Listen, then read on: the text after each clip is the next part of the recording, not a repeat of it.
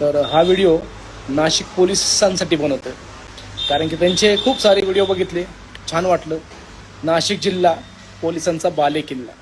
आता मला त्या बालेकिल्ल्यामधला एक प्रकार तुम्हाला सांगायचा आहे. एक महिला आहे जी तुमच्या नाशिकमध्येच राहते, आणि त्या नाशिकमध्ये राहत असताना नाशिकमधल्याच काही पोलिसांनी तिची तक्रार घेतली नाही. आता त्याची खंत आहे मला की पोलिसांनी असं का केलं. सगळ्यात महत्त्वाचं म्हणजे तिला ACP-कडे DCP-कडे जावं लागलं पोलीस केस घ्या म्हणण्यासाठी, म्हणजे एवढे अर्ज करावे लागले. तर पोलिस कुठं चुकतात, त्यांची चूक दुरुस्त करून घ्यावी त्यांनी.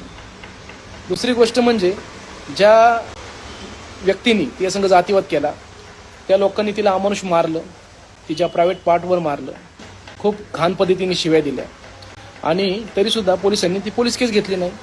आणि पोलिस म्हणतात की नाशिक जिल्हा कायद्याचा बालेकिल्ला. मग जर बालेकिल्ल्यामध्ये असं होत असेल तर आम्हाला वाईट वाटतं की तुम्ही लोक कायद्याचं पालन करत नाही.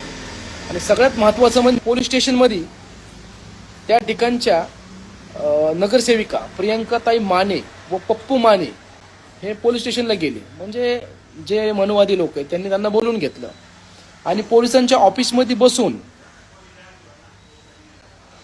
नगरसेवक आणि नगरसेविकेचा नवरा या दोघांनी जी महिला आहे त्या महिलेला सांगितलं की ती केस मागं घे, तुला एकटीला राहायचंय, तुझा एक मुलगा तुझी एक मुलगी आणि तुझा नवरा तुझ्यासोबत नसतो. म्हणजे तिथं तिला धमकावलं पोलीस केस पाठीमागे घे. आणि हे कुठं झालं? नाशिक जिल्ह्याच्या बालेकिल्ल्यात, म्हणजे पोलीस स्टेशनमध्ये एक नगरसेविका आणि तिचा नवरा तिला धमकवतोय पीडिताला. नाशिकमध्ये काल घडलेल्या एका घटनेमुळे सोशल मीडियावर काही व्हिडिओ व्हायरल होत आहेत. त्या व्हिडिओच्या माध्यमातून भाजप नगरसेविका प्रियंका माने यांचा पती धनंजय माने याने एका महिलेला अमानुष मारहाण करत तिचे कपडे फाडल्याचा आरोप होत आहे. पोलिसांमध्ये तक्रार देऊनही योग्य कारवाई झाली नसल्याचा आरोप यावेळी वकिलांनी केला. दरम्यान सध्या आरोपी फरार असल्याची माहिती समोर येत असून पोलीस काय कारवाई करणार याकडे लक्ष लागून आहे. करणारी ही तुमची कारवाई आहे का? बोला ना, आता बोला ना. आता का? आता तर माझी अक्कल काढत होती. किती दिवस तपास करणार आहे? आपल्याकडे प्रूफ असून, आपल्याकडे प्रूफ ऐका ना सर, आपल्याकडे प्रूफ असून सुद्धा तुम्ही तुमचा तपास चालू आहे का? कधी आता आम्हाला कट मारून निघून गेले, आमचा ऍक्सिडेंट झाला असतं. फक्त तक्रारी देत राहतो आम्ही, आणि तुम्ही फक्त बोला की तपास चालू आहे, तपास चालू आहे. ही कारवाई आहे का आपली? कशी? थांबा ना, एका जागेवर उभं राहून बोला ना. का बरं असं इकडे का बरं? काय विषय काय? मग आम्हाला फक्त एवढं सांगा की तुम्ही किती काय काय तपास केला आतापर्यंत? पंचनामा केला. हा, आता तपास घेत चाललाय.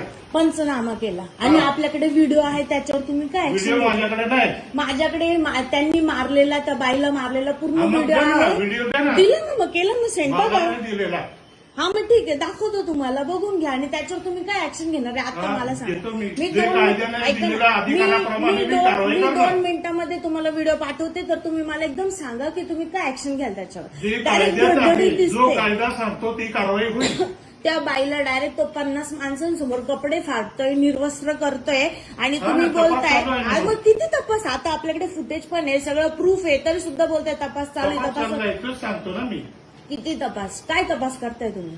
तपास चाललाय, गुन्ह्याचा तपास करतो. गुण आपल्याकडे प्रूफ असून सुद्धा तुम्ही तपास करताय? प्रूफ नाही अजून माझ्याकडे आलेला. हा, मग ठीक आहे ना, मग मी दाखवते तुम्हाला प्रूफ काय काय नाही माझ्याकडे.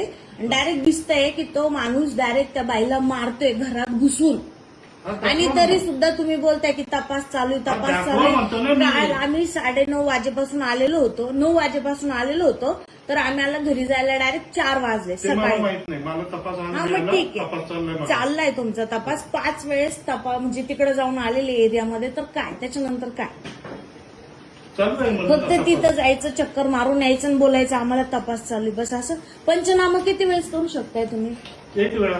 एक वेळा 5 वेळेस तिथे जायची काय जरूरत होती? कोण 5 वेळा आलोय? जाऊन आले 5 वेळेस मला नाही माहिती. मी जेव्हा गेली होती ना तेव्हा ते मेन सर पण आले होते तिथे. त्यांचं नाव काय? म्हात्रे काहीतरी. हा 2 मिनिटं मला ऐका. ते सर आले होते. त्यांना मी व्हिडिओ पण सेंड केले, सगळं सेंड केलं विथ प्रूफ. तुम्ही ऐकता का आमचं? आतापर्यंत हे बोलतात नाही, नाही, तपास तिला चालू shooting तपास. करायचंय. हा शूटिंग की आपण करायचं. काय मी करायचं ऑन ते shooting ऑन करायचं. कोर्टामध्ये दाखवणार आहे की हा, तुम्ही दाखव ना. किती तपास करू शकताय. 5 वेळेस पंचनामा करायला जाता, त्याच्यानंतर 5 तुम्ही वेळेस पंचनामा करायला आम्ही आलो का? या ना तिथं बघायला या तुम्ही आम्ही तिथं. होतो का? मला नाही आयो असतील ते देतील ना आता.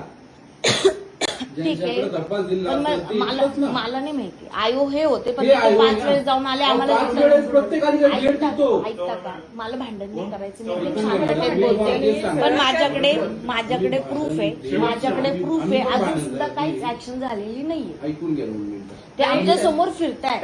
आम्ही सरळ येत होतो, ते राजमाताकडून डायरेक्ट निघून गेले समोर. त्यांना काही दाखवायचंय का आमचं कोणी काहीच वाकडं नाही करू शकत असं? तुम्हाला जे करायचंय ते करा, आम्हाला कोणी काही तुम्ही आमचं ऐकता का पहिले? आम्हाला बोलू द्या. तिला शूटिंग करायचंय. ते बोला हा. ना सर, बोला. कोर्टात तर दाखवणारच आहे मी तुम्हाला. दाखवा, very good, चालेल. चांगली बोला गोष्ट. ना. दाखवा. चांगलीच गोष्ट आहे ना. तपास चाललाय म्हणून सांगतो आम्ही. चांगली हा गोष्ट मग आहे. किती वेळ आपल्याकडे प्रूफ किती आहे वेळ तरी म्हणजे सुद्धा तुमचा जोपर्यंत तपास तपास चालू आहे. तोपर्यंत बोला. चालेल.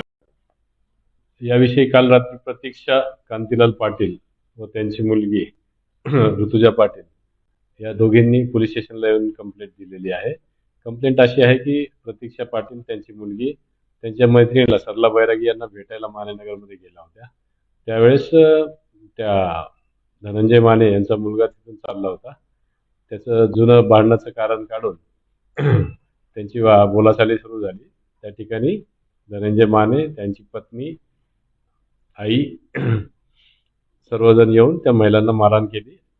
तसेच त्यांचे कपडे वगैरे फाडल्याबाबत आपल्याकडे कंप्लेंट दिलेली आहे. त्याप्रमाणे आपण गुन्हा रजिस्टर नंबर 203/2026 भारतीय न्याय संहिता कलम 74, 115 कंसात 2, 351 कंसात 2, 352, 324 कंसात 4 व 3-5 प्रमाणे गुन्हा दाखल करण्यात आलेला आहे.